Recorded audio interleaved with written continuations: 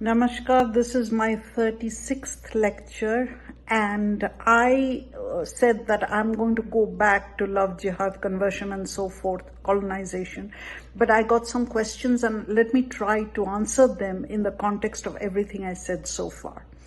So in lecture 35, I said that according to Dr. Ahmed Karu, when there is a rise of this new bourgeois class, the middle class, who holds the control over the means of production, according to Marx, and we talked about it in lecture 35, the strong bonding alliance between the ulamas and the administration, the corrupt administration, is going to end, and it's going to bring about a civil society. Now the question was, is it going to destroy the Muslim society? No, I never said that. He never said that. We don't want that.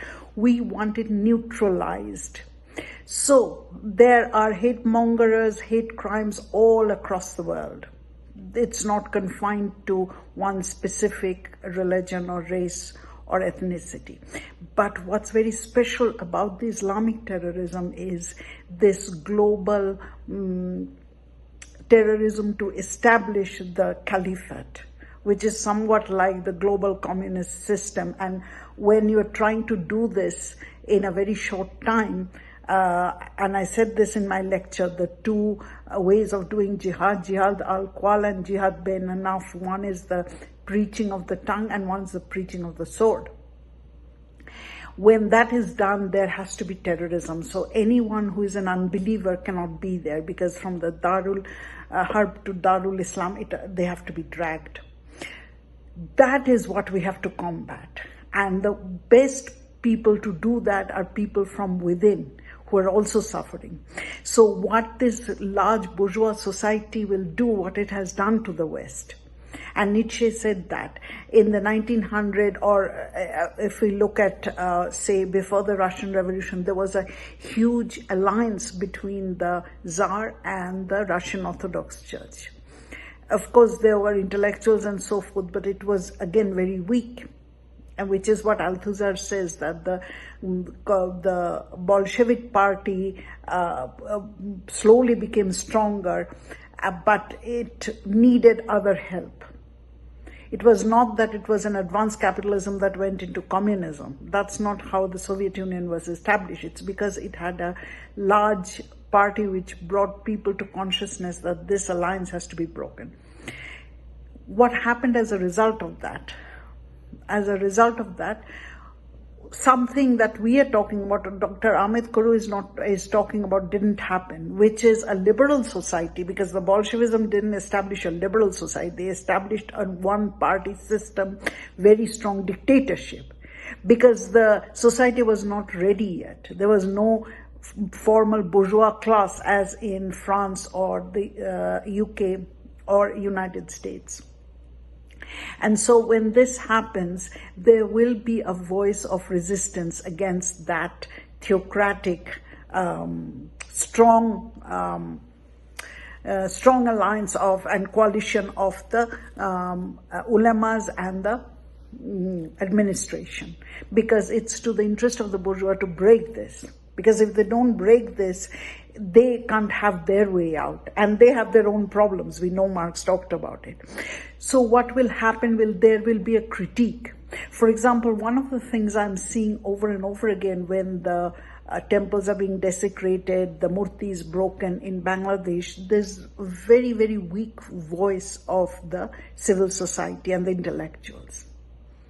Now, during the times of the Bolshevik, because the Bolshevik party was formed, there were intellectuals, but they were small. That's why they had to do a very strong party, which established that dictatorship. But if it was more natural, if there was a large bourgeois class, that civil society would come.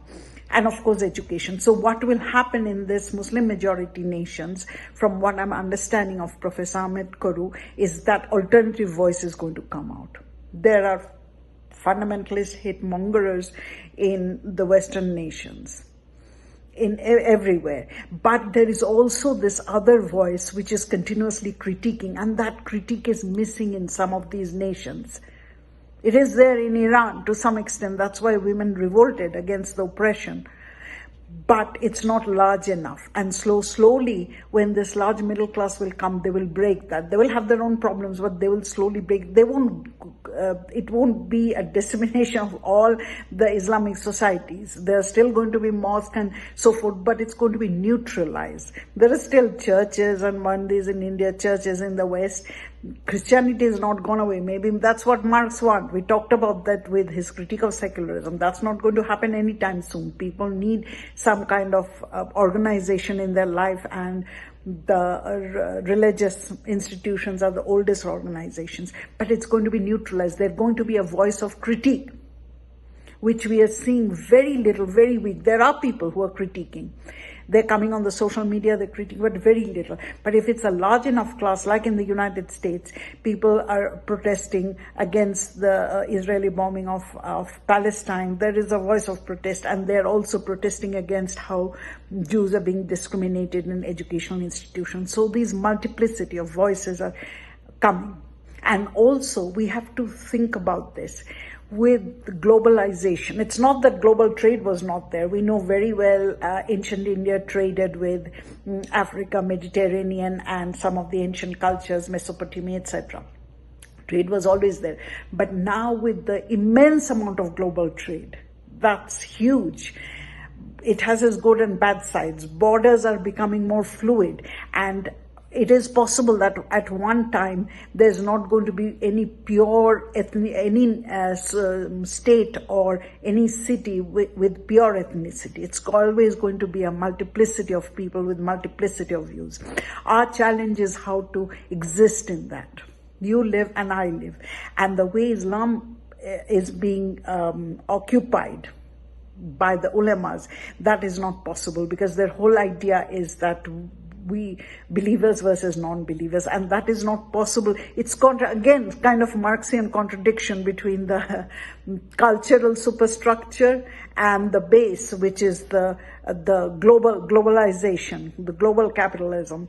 And then the superstructure is this thinking of the ulamas and those who are jihadists, that we will establish one rule. We have to deal with multiculturalism, different point of views. And migration is going to happen.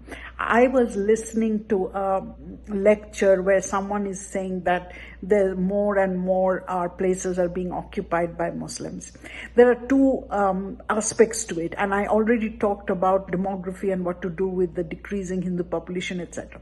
I will come back to that. But for now, this migration is going to happen. There were no Hindus in North America about, 200 years ago. Maybe there were, but very few. And now there are communities filled with temples and so forth. This is going to happen. But Hindus are not going to go and impose their views. That's the thing with colonization. So what we are talking about, what Dr. Amit Karu is talking about also, is this rise of civil society, the view that colonization is not consent. You cannot force to convert someone. You cannot come to your belief.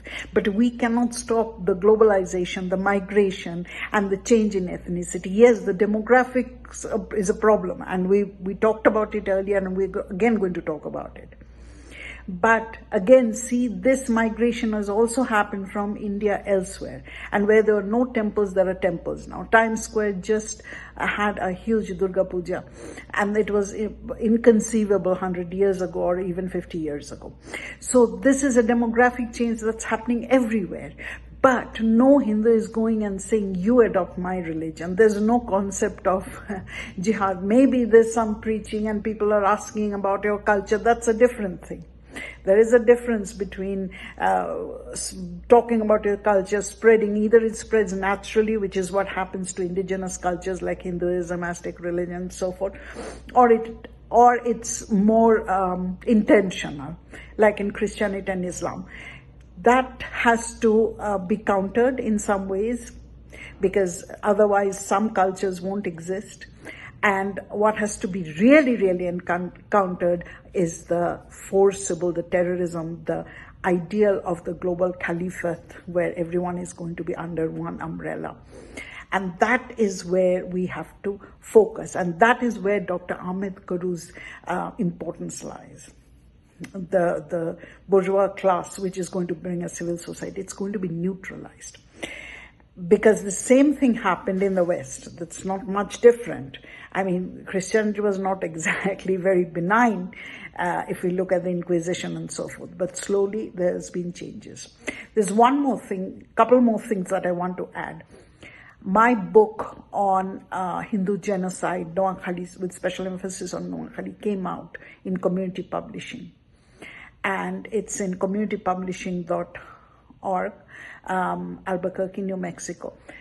What's interesting is my publisher told me that Amazon is scared to keep it, which means that the jihadi mentality people who are not directly jihadis, but they are trying to suppress our voices because they don't want to look as perpetrators.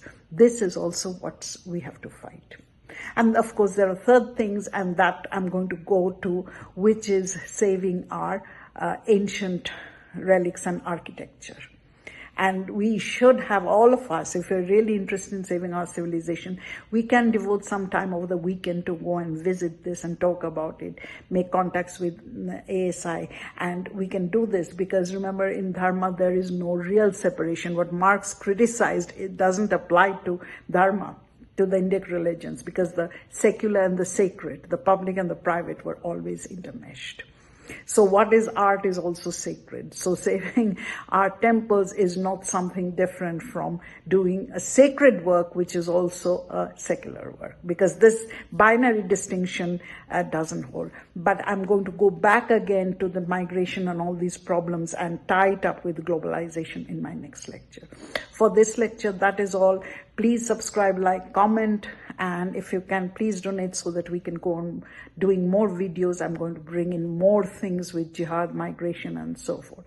For today, that is all. Namaskar.